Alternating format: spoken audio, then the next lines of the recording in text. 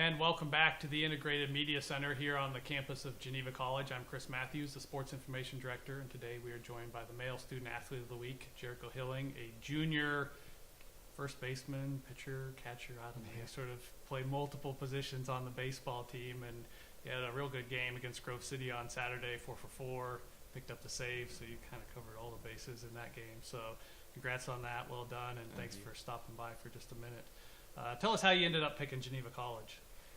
I picked Geneva College because I was looking for a smaller college. I was looking for a college with engineering, and I was also looking for a college where I could play baseball as well. So right off the bat, that kind of narrowed my search, and the Christ-centered atmosphere that's around here as well. That was a big key in my decision as well. Nice. Now, I've asked a couple of the guys in previous weeks, but I'm curious. Last year was kind of a rough year for the baseball team, but this year, I think you're 17-6. You've had really a standout season so far, and hopefully better things ahead as well. I'm curious, kind of how have you gauged exactly the difference between last season and what's made the difference this season? Really, it starts with a mindset. We came in with our mindset this year that this year is going to be different. Every guy was working hard in the weight room, whether it was field and ground balls, getting extra swings, but we all hold each other accountable. At least on the baseball team. So it's very encouraging to see where we're headed, and hopefully we continue on that path. Now, you're normally a first baseman, but you caught in that game against Grove City. I'm curious, how much do you talk to an ump when you're catching? You're trying to get a call here, call in or out. Do you say much, or is there just not a lot of communication? How do you usually do that? Usually I'll try to get a feel for his strike zone. If he's going to give us a couple calls, I'll talk to him a little bit.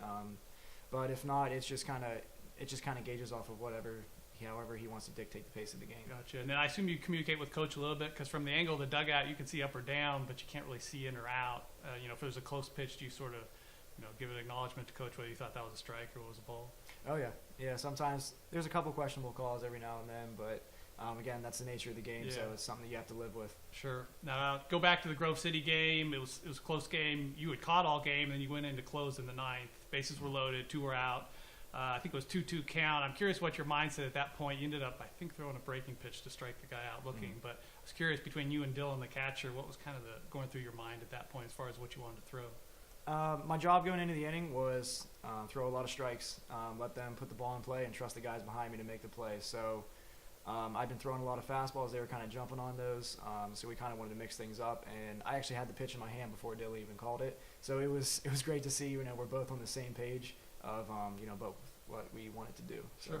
Good. Now, switching gears a little bit to the academic side of things, the semester's almost done here. I think you got two week and a half of class left before finals. How are classes going, and kind of what's your final schedule look like? Classes are starting to get a little tough with the weather getting backed up and everything. Yeah. We're trying to play baseball as well as stay on top of everything in the classroom. So it's starting to get a little tough, but I think we'll be okay.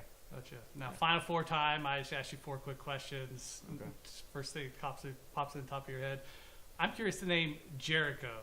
Where did that come from? Is that from the walls of Jericho, or that's a unique name? I'm familiar with it, but I haven't heard anybody called it before. Yeah, it is a unique name. That's my dad. Okay. My dad picked that name. I guess he really loved it. Nice. Gotcha. All right. As I mentioned, you play several positions. Do you have a preferred position that you most likely like to play? I would say, well, it just depends. Catching it's a brutal position. It wears down your body. First base is a little bit more relaxed, and you can have a little bit more longevity. Gotcha. So it just depends.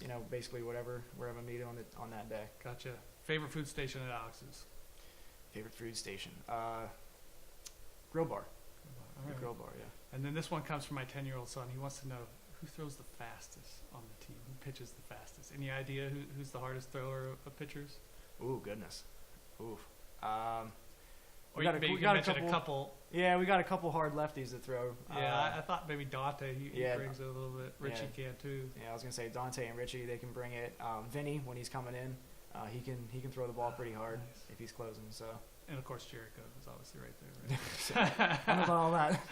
All right. Well, again, thanks for stopping by. Again, it's been a lot of fun to watch you guys and get off to a real good start this season. And so we do appreciate you taking a minute to stop by.